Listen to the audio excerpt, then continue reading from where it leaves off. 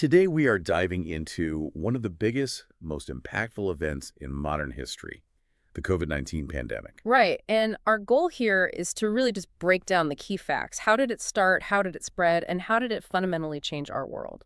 So let's start at the very beginning. What are the absolute basics we need to know? Okay, so in late 2019, a brand new coronavirus was identified in Wuhan, China.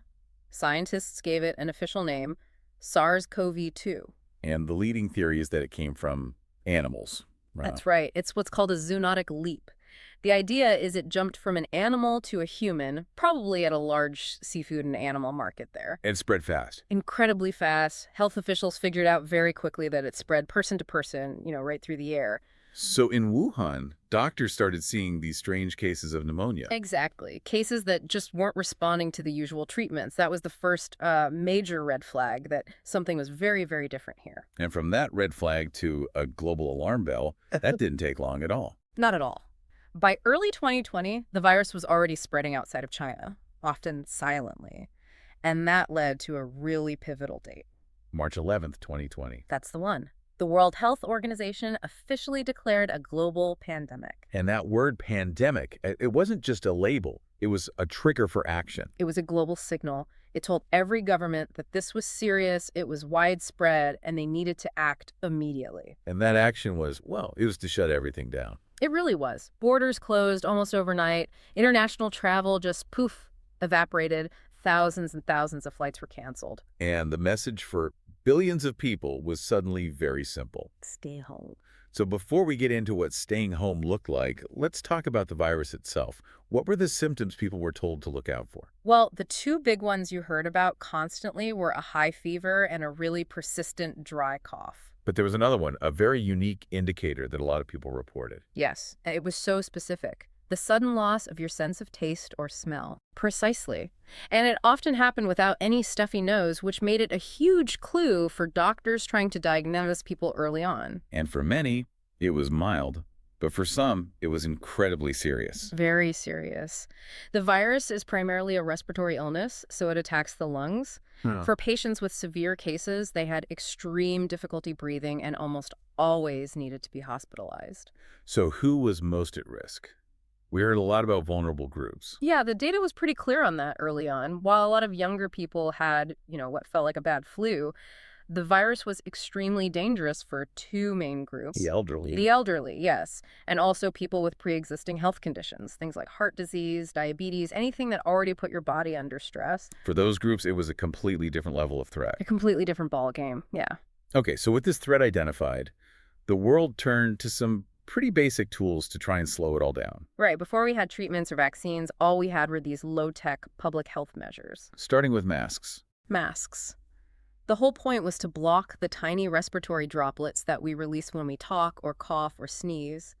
It was about stopping the virus at the source. And then there was keeping our distance. Social distancing. That 6-foot rule we all learned.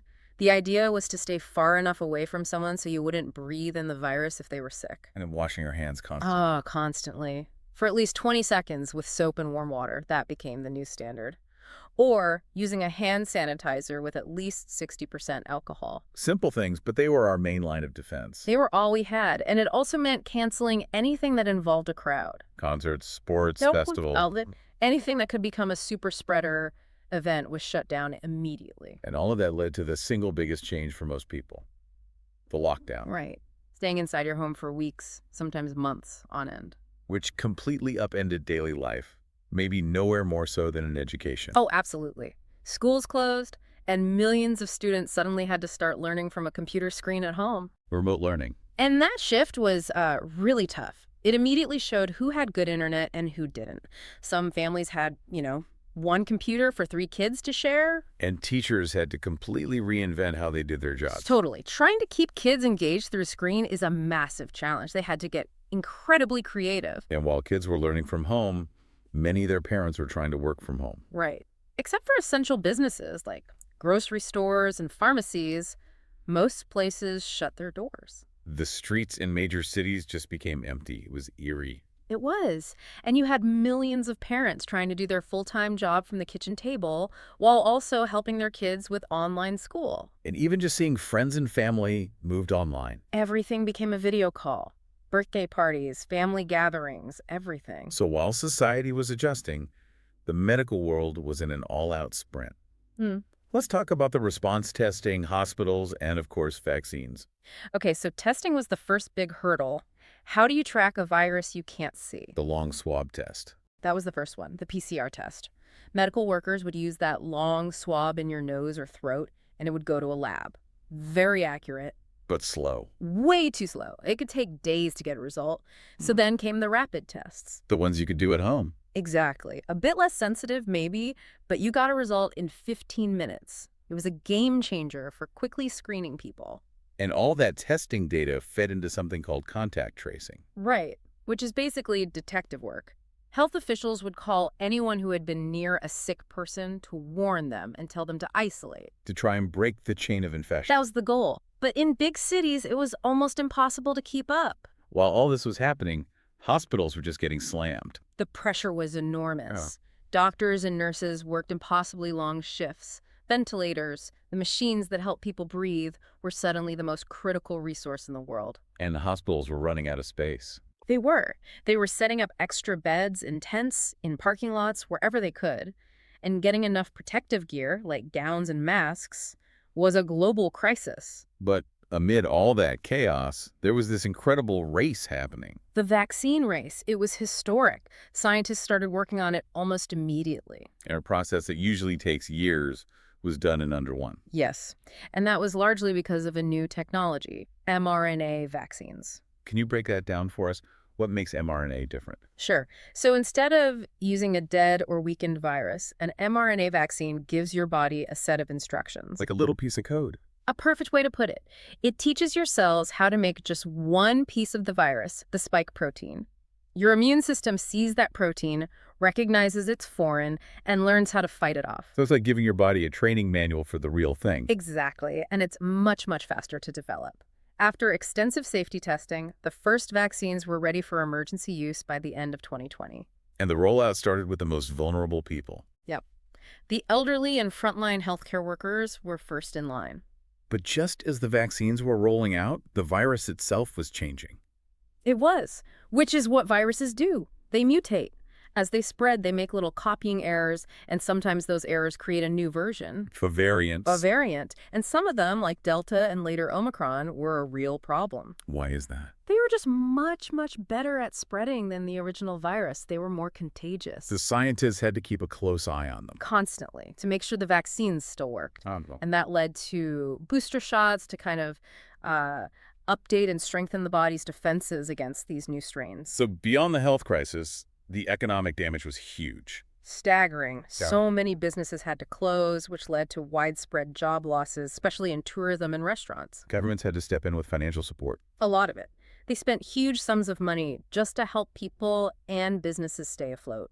And we all started hearing about something called supply chain issues. Ah, yes. The supply chain. Basically, the pandemic broke the system for getting products from where they're made to where they're bought. Factories shut down, shipping got clogged up. And suddenly, all sorts of things were hard to find or took months to arrive. It made people realize how connected and how fragile the global economy really is. So when we look back at this whole period, what are the biggest lessons we've learned? What has actually changed for good? Well, one of the most obvious ones is how we work. Remote work is, for many, here to stay. The idea that you have to be in an office 5 days a week has been broken. It really has. That flexibility is now a huge part of the conversation. And the scientific progress was, it was incredible. The mRNA technology. Yes. That same technology is now being used to research cures for other diseases, like cancer. The crisis forced a massive leap forward in science. And it also taught us a hard lesson about being prepared. A very hard lesson. People are much more aware now of how easily germs can spread.